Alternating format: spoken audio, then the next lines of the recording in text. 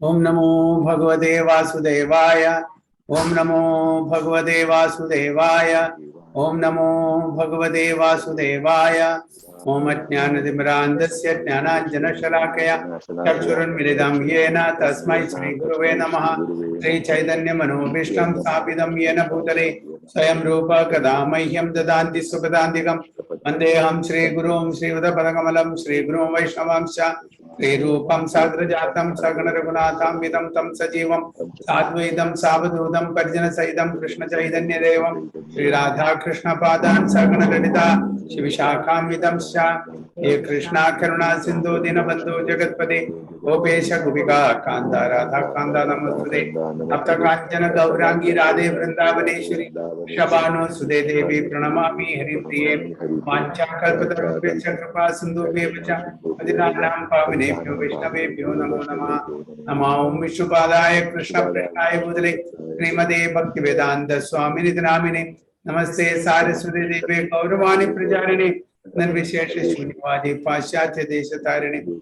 Jai Shri Krishna Chaitanya Prabhu Nityananda Shri Advaita Gadadhara Shiva Sadi Gaura Bhakta Hare Krishna Krishna Krishna Hare Hare Hare Rama Rama Rama Hare Hare Vairagya Vidya Nija Bhakti Yoga Shiksha Purana Krishna Chaitanya Sharira Dhari Kripamudenya Samaham Prapadye Panchatattvam Krishnam Rupa Surupakam Bhaktavataram Bhaktakyam Namami Bhakta Shaktikam Jai Jai Sri Chaitanya Jaya Nityananda Jaya Dvaita Chandra Jaya Gaura Jai Shri Chaitanya Jaya Nityananda Jaya Dvaita Chandra Jaya Gaura Bhakta Vrinda Jaya Jaya Sri Chaitanya Jaya Nityananda Jaya Dvaita Chandra Jaya Gaura Bhakta Vrinda Hare Krishna Hari Om Tat Sat. So welcome all the devotees for today's teachings of Lord Chaitanya class. So we are reading from chapter 19, okay, from this para.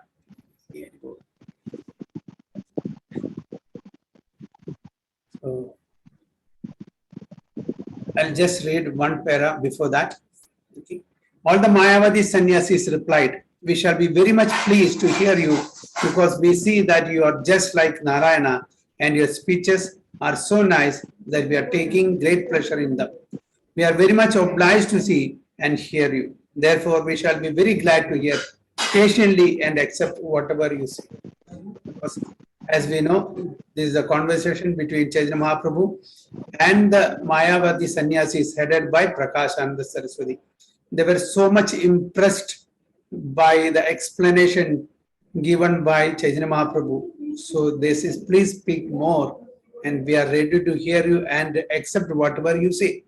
So that was how Chaitanya Mahaprabhu dealt with this. He very patiently explained all that is required to be done in the age of Kali. In the age of Kali, chanting is the only process. All other things are secondary. That is the important process to attain liberation or perfection. So studying Vedanta and other literatures is okay, but importance should be given for Nama Sankirtana. So he was reinforcing this statement and explaining to all the sannyasis assembled there the importance and significance of Nama Sankirtana in the age of Kali. So they were very much impressed by his explanation. So they wanted to hear more and more. And they are telling that we are ready to hear it patiently and accept whatever you say. Then the Lord began to speak on Vedanta philosophy as follows. The Vedanta Sutra is spoken by the Supreme Lord himself. Okay, in the form of Vyasadeva. There is no difference between the Supreme Lord and Vyasadeva. Vyasadeva is his later incarnation. The Supreme Lord, in his incarnation as Vyasadeva, has compiled this great philosophical treatise. Since Vyasadeva is an incarnation of the Supreme Lord, he cannot be likened to an ordinary person who has the 4 defects which arise due to contact with material existence. So we know these 4 defects. The first defect is that we will commit mistakes and will be illusion. And third, we have the tendency to cheat others. And fourth, our senses are imperfect. So we must understand that the incarnation of God is transcendental to all these defects. So a person, an ordinary person cannot compose anything spiritual because he has all these four defects. So only a person who has transcended these defects or who is in the mode of pure goodness, who has transcended the three modes of material nature, can compose without any flaws all the activities of the Supreme Lord without any flaw. So Vyasadeva is none other than the literal incarnation of the Supreme Lord. So whatever he has composed is, Atindriya. That means beyond the three modes of material nature. It is transcendently composed. It is not subject to the four defects, whatever we have mentioned here. So the Upanishads and Vedanta Sutra aim at the same goal, the supreme absolute truth. When we accept the direct import of the Vedanta Sutra and Upanishads, that is glorious. But the commentaries made by Shankaracharya are indirect and are thus very dangerous for the common man to read. For by understanding the import of the Upanishads in such an indirect, disruptive way, one practically bars himself from spiritual realization.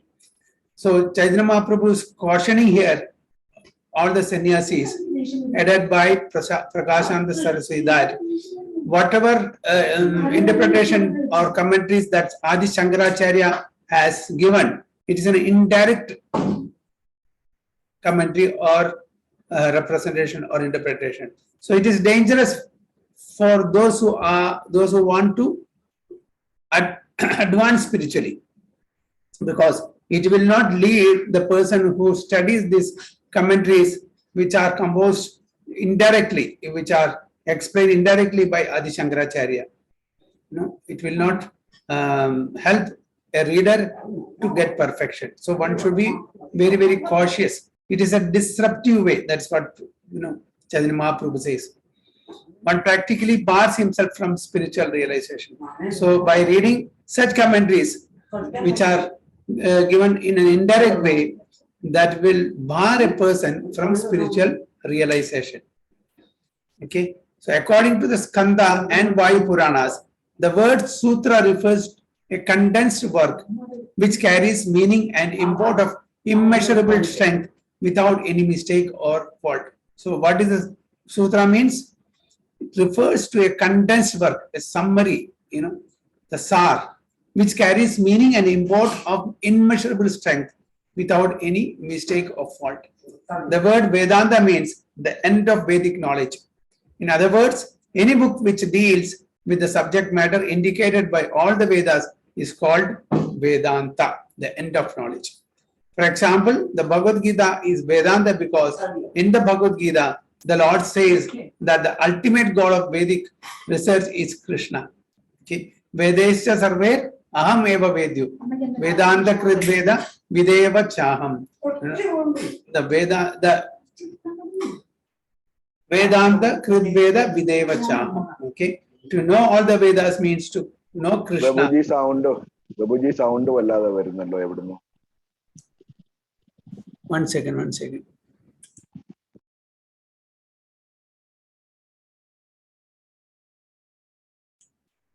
Is it clear now, Prabhuji?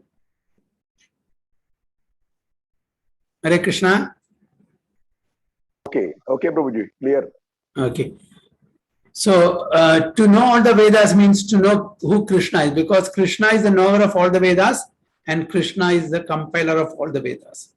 For example, the Bhagavad Gita is Vedanta because in the Bhagavad Gita, the Lord says that the ultimate goal of all Vedic research is Krishna.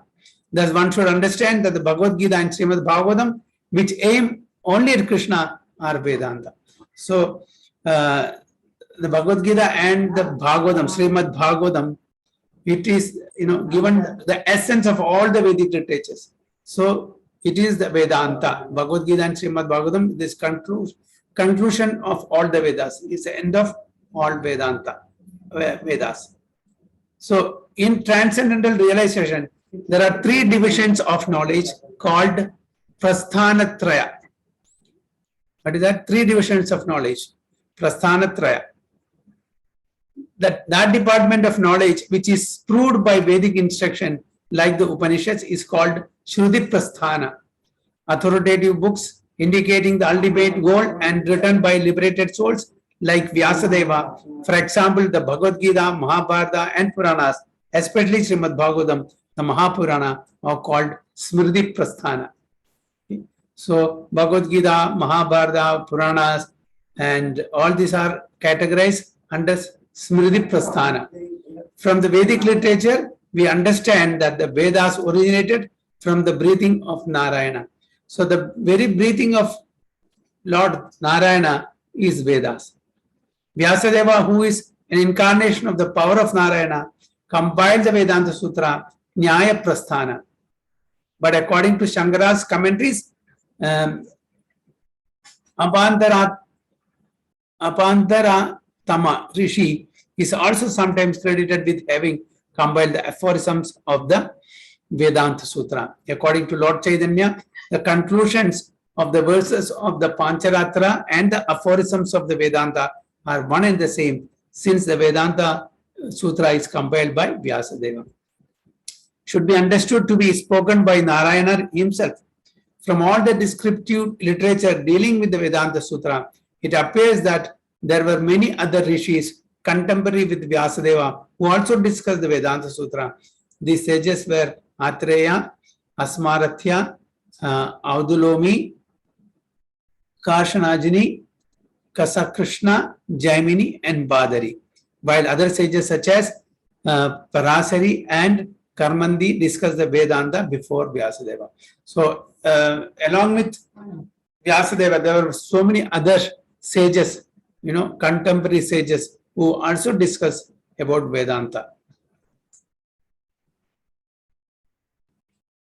In the first two chapters of Vedanta Sutra, the relationship between the living entities and the Supreme Lord is explained. And in the third chapter, the discharge of devotional service is explained. The fourth chapter deals with the result of discharging devotional service. The natural commentary on the Vedanta Sutra is Srimad Bhagavatam.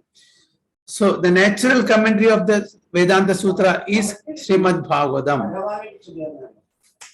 The great acharyas of the four Vaishnava communities, Sampradayas, namely Ramanujacharya, Madhavacharya, Vishnu Swami, and Nimbarka, have also written commentaries on the Vedanta Sutra by following the principles of Srimad Bhagavatam. So there are commentaries written by other four Sampradayas also, like Ramanujacharya, Madhavacharya, Vishnu Swami, and Nimbarka.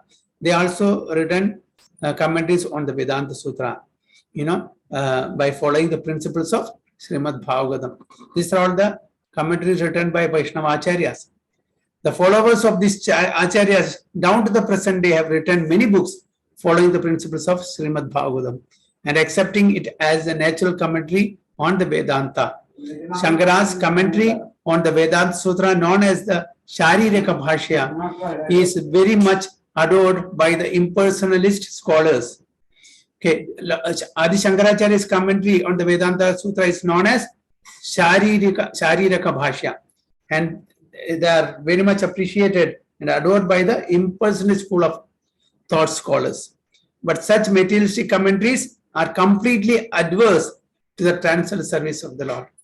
So what Chaitanya Mahaprabhu says, this is completely adverse to the transcendental service to the Lord. There they don't give importance to the service that's rendered to the Supreme Personality of Godhead. They are giving focus only for study of Vedanta Sutra and other Vedic literatures. They don't give focus to the service or transcendental service to the Supreme Personality of Godhead, Krishna.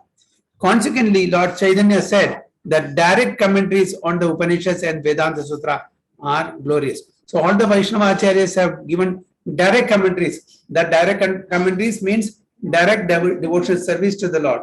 But whereas Adi Shankaracharya in his Chariraka Bhashya has given indirect explanation of the Vedanta Sutra. That's why Chaitanya Mahaprabhu says that it is, as good as consuming poison, because by studying and following this Bhashya of Adi Shankaracharya, one will not advance spiritually. That's what Chaitanya Mahaprabhu explains.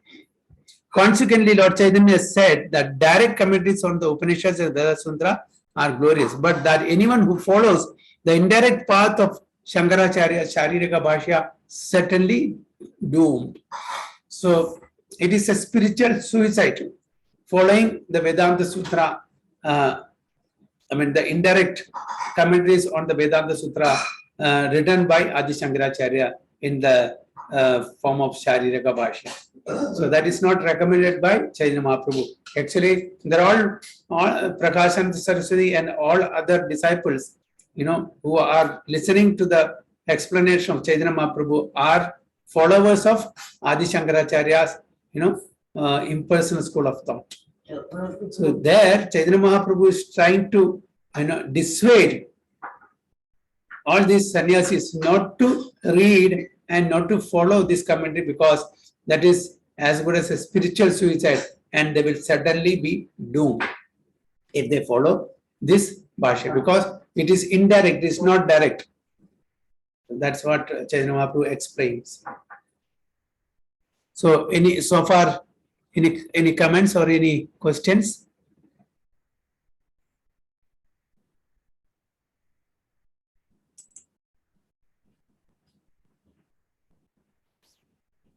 Anything? Okay, we'll continue then. Lord Chaitanya admitted that Shankaracharya was an incarnation of Lord Shiva, and it is known that Lord Shiva is one of the greatest devotees, a Mahajana of the Bhagavata school. Chaitanya Mahaprabhu, further clarifies the position of Shankaracharya. Shankaracharya is not an ordinary personality. He is the incarnation of Lord Shiva himself. And who is Lord Shiva? We know. He is the Vaishnavanam Yatha Shambhu. He is the best of all Vaishnavas. Nimna Ganam Yada Ganga Devanam Achyuto Yatha Vaishnavanam Yada Shambhu and Purananam Idam Tatha. In Srimad Bhagavatam it is given. Okay. Of all the Vaishnavas, Shambhu, Lord Shiva is the best. So it's not an ordinary person. So Lord Shiva has come in the age of Kali, in the, as Shankaracharya, Adi Shankaracharya. Actually, the purpose of Adi Shankaracharya is to re-establish Vedic principles, Vedas. That was, so directly from atheism, or Buddhism, or Voidism, you cannot establish personalism. So Adi Shankaracharya, or in other words, Lord Shiva was instructed by Lord Vishnu to come as Adi Shankaracharya and to establish impersonalism first. So, and slow and gradual refinement took place. So from Voidism to impersonalism, and from their impersonalism started the Vaishnava philosophy, from Ramanujacharya to Madhvacharya, and to Sri Chaitanya Mahaprabhu, like that. So we got the complete refined tattva and method of worship, Achinda Veda Abheda Tattva, by Chaitanya Mahaprabhu. So there was a reason for Lord Shiva or Shankaracharya to propagate this impersonalism. It was the instruction given by Supreme Lord Vishnu only. So Adi Shankaracharya is not at fault. He was instructed to propagate like that. So here Chaitanya Mahaprabhu, who is none other than Krishna himself, is instructing. Now what I have instructed to Lord Shiva was relevant at that particular time. It was required. But now I am telling you, now this is not the way one should follow. One should follow the direct teachings of the commentaries on the Vedanta Sutra, not the teachings of Adi Shankaracharya. So Chaitanya Mahaprabhu is giving a clarity on that. Okay. And Lord Shiva, is a Mahajana, one of the 12 Mahajanas. So he's not an ordinary person. He cannot give a wrong instruction or wrong principles or wrong method. But this is on the instruction of Lord Vishnu only that he preached like that. So we should not find fault at Shankaracharya's teachings, because he was instructed to do so. This was the instruction given by Lord Vishnu only. So it's not at fault. One should not belittle Lord Shiva's position because he taught the impersonalism. So we should have a clarity for what purpose Lord Shiva came as Shankaracharya and why he taught the impersonalism to the public. So we should know that. So he is Mahajana, great authorities on devotional service, and Lord Shiva is one of them. Why then did he adopt the process of Mayavadi philosophy? So question. Answer is given in the Shiva Purana, where the Supreme Lord tells Shiva. Okay, what he says? Dwaparado yuge bhutva kalaya manushadisu swagame kalpatais twamcha jananmad vimukhan kuru.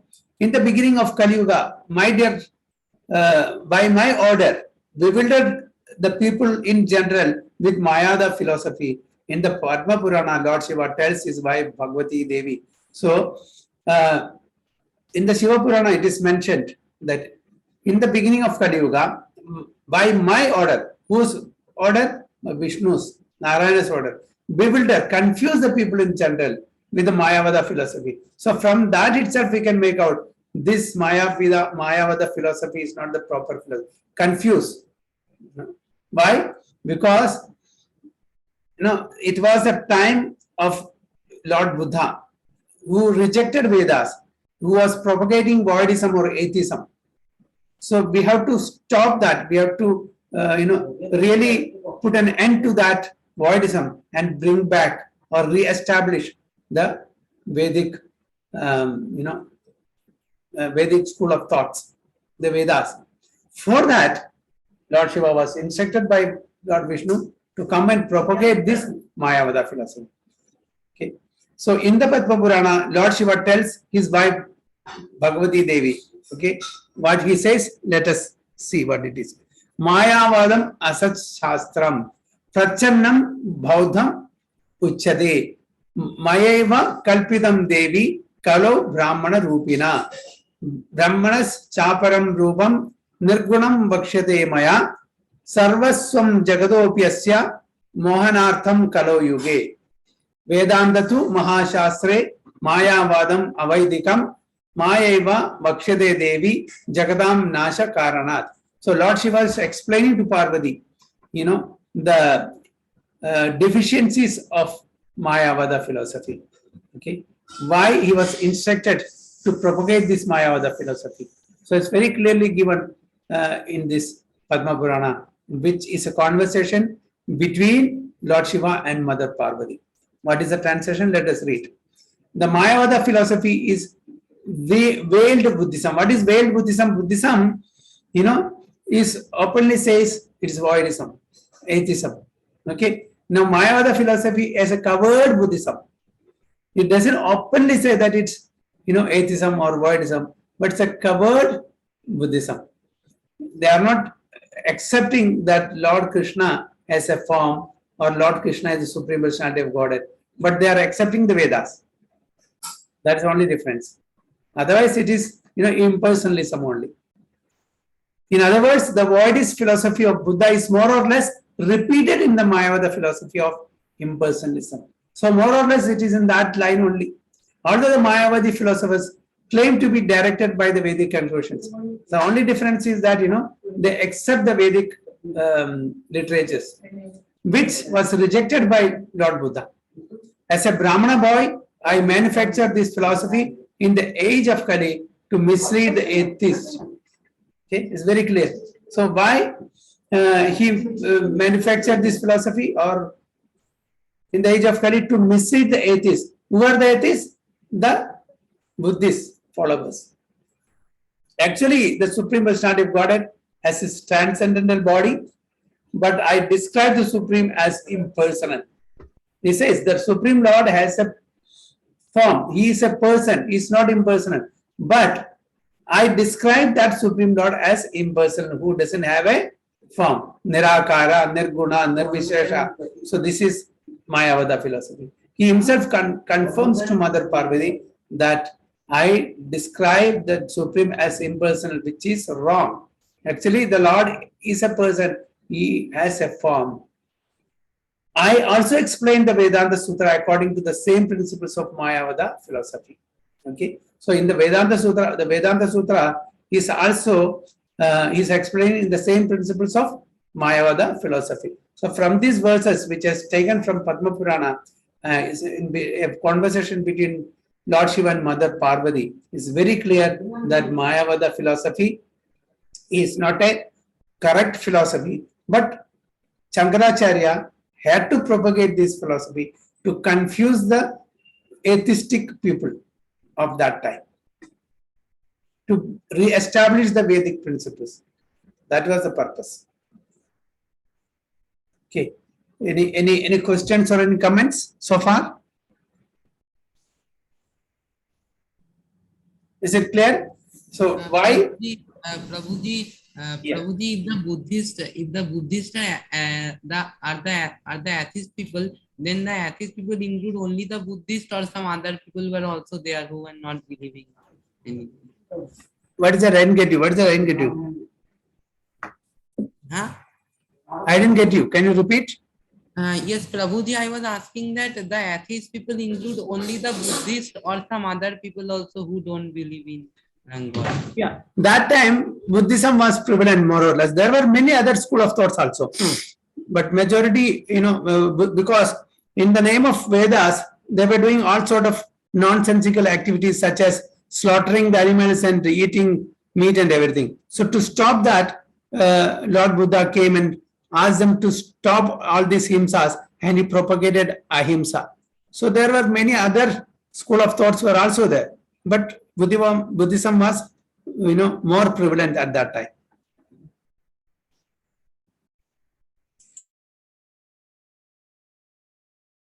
Is it clear, Vishwajyoti? Yes, Prabhuji, clear. Thank you. Haribol. Okay. Anything else?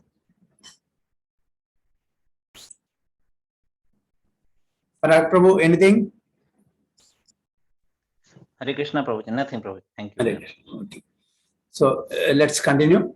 Lord Shiva continues speaking to Bhagavati Devi as follows. Shruno Devi pravakshami tamasani yathakramam esham shravanamatrena padityam jnaninamapi apartham shruti vakyanam darshayaloka garhidam karma swarupa त्यज्यात्वम् अत्र च प्रतिपद्यते सर्वकर्म परिभ्रंशान् नैष्कर्म्यं तत्र चोच्यते परात्मा जीवयोरैक्यं मयात्र अपरितिपद्यते. My dear Devi, Lord Shiva is addressing Mother Parvati. My dear Devi, sometimes I teach Mayavada philosophy for those who are engrossed in the mode of ignorance, but anyone in the mode of goodness who happens to hear this Mayavada philosophy falls down. For when I teach Mayavada philosophy, I say that the living entity and the Supreme Lord are one and the same. So he's telling, sometimes I teach Mayavada philosophy to those who are engrossed in the mode of ignorance. For them, that is the, slowly you have to bring them to the mode of goodness. Straight away, you cannot bring them to mode of goodness. So slowly and gradually, from mode of ignorance to passion, to goodness, and to pure mode of goodness. So this is those who are in the mode of ignorance. But anyone in the mode of goodness, hear this Mayavada philosophy, will fall down. That's what Lord Shiva tells Parvati. 1 second.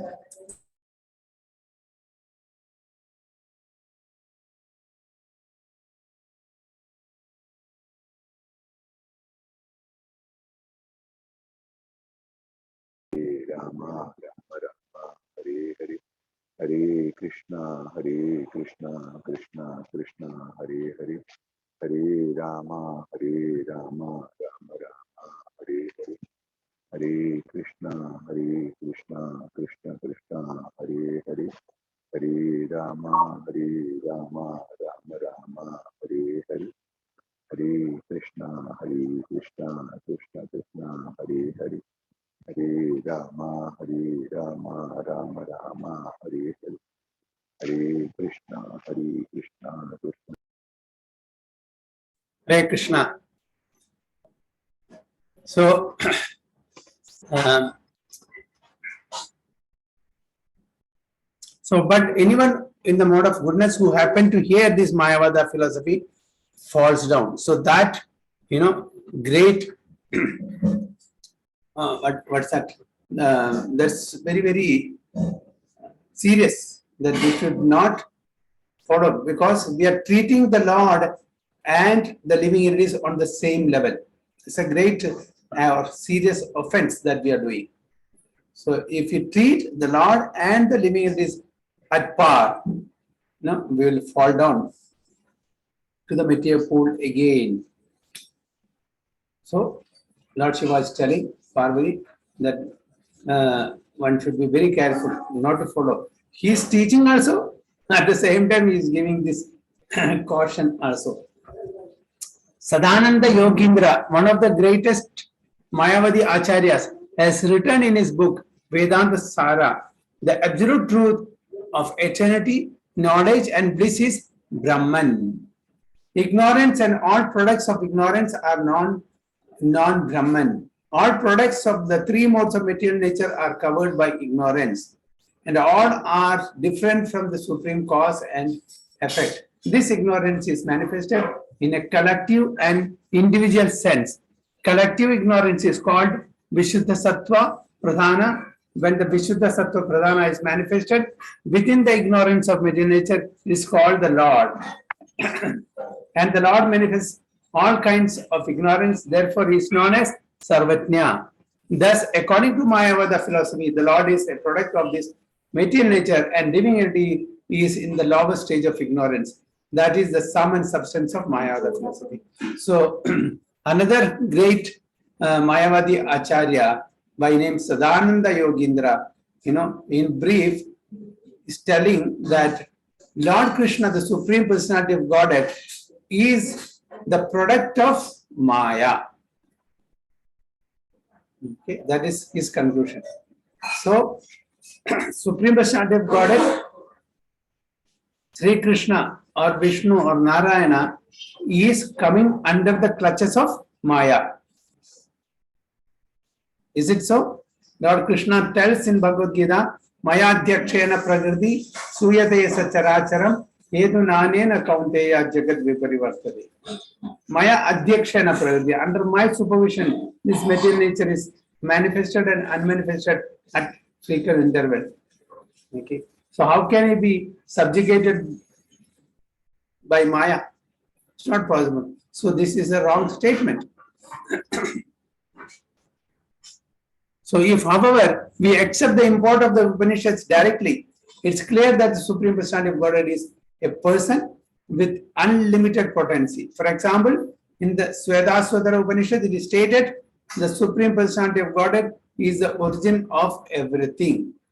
And okay. In Bhagavad Gita also, Lord Krishna says, Matha Pardaram Nanyat Kinchit Asti Dhananjaya Mayi Sarvam Idam Protam Sutre Mani Ganaiva. Okay. Mataha Pradaram Na Anyat. There is nothing that is separate from me.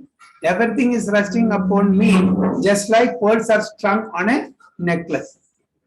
So the necklace we can see, the pearls necklace we can see, but we cannot see the underlying thread that goes through the beads, isn't it? So the necklace is resting on the thread. That is not visible, but it is resting. Similarly, the whole creation, both spiritual and material creation, are resting on the Supreme Lord's energies, spiritual and material energy respectively. This cannot be seen. So how can we say that Lord Krishna is a product of Maya when he himself says, I am the source of everything. Aham bija pradapida. I am the seed-giving father of everything. Aham sarvasya prabhavo matha sarvam pravartade iti matva bhajan devamam buddha bhavam samanyaya. Aham sarvasya, from me emanates everything, including the Maya, the illusory potency of Supreme Lord Krishna. Maya is not superior to Krishna. Maya is under the under Lord Krishna's energy only. Maya is not superior, Maya is inferior. Okay, so the Supreme Personality of Godhead is transcendental to cosmic manifestation. He is the origin of all religion, the supreme deliverer, and the possessor of all opulences.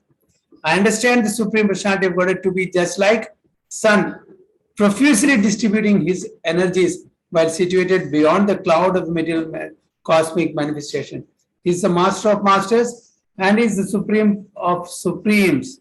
He is the God of gods. He is the master of masters. He is known as the greatest Lord, the personality of Godhead. His multiple potencies are variously distributed.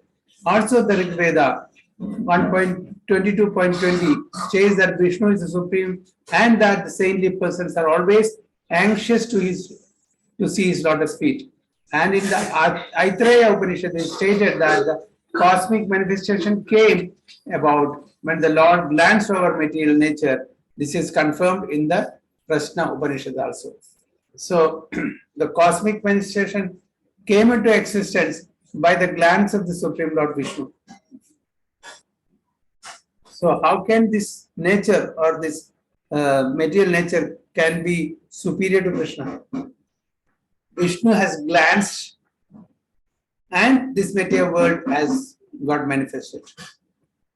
He has impregnated the living entities in this material world by his glance only. So Vishnu or Narayana or Krishna is the Supreme Personality of Godhead.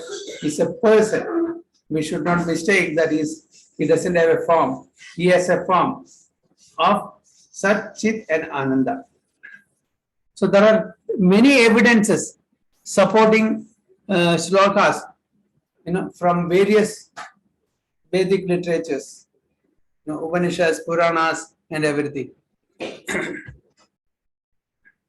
So the negative descriptions of the Lord which occur in the Vedic literature such as Apanipada, the Lord has no hands or feet, indicate that the Lord has no material body and no material form. Even in the Isopanishad, in one shloka it is mentioned, that he has no hand, no body, no feet, all this. That is to indicate that he has no material hands, no material body, no material form. His form is transcendental. But he does have his spiritual transcendental body and his transcendental form. Because the Mayavadi philosophers misunderstand his transcendent nature, they explain him as impersonal.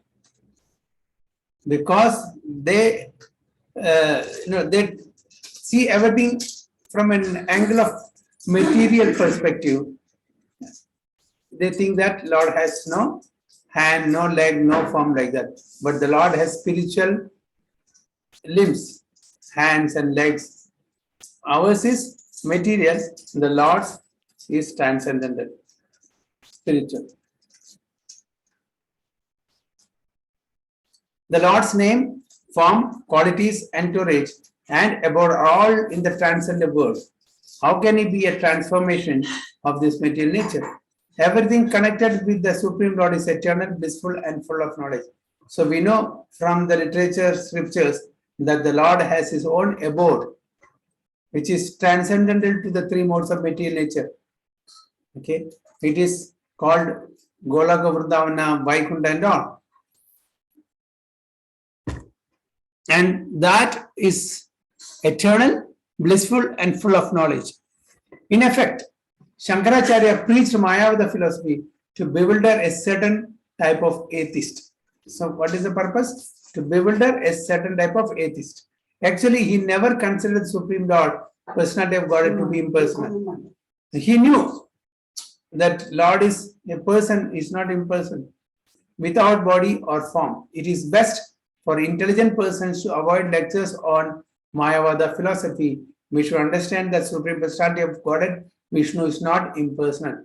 So his, Chaitanya Mahaprabhu is cautioning all of us that we should avoid the, the lectures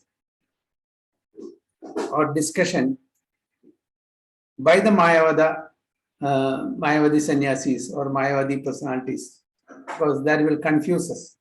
That will take us totally into a wrong destination, misdirect us.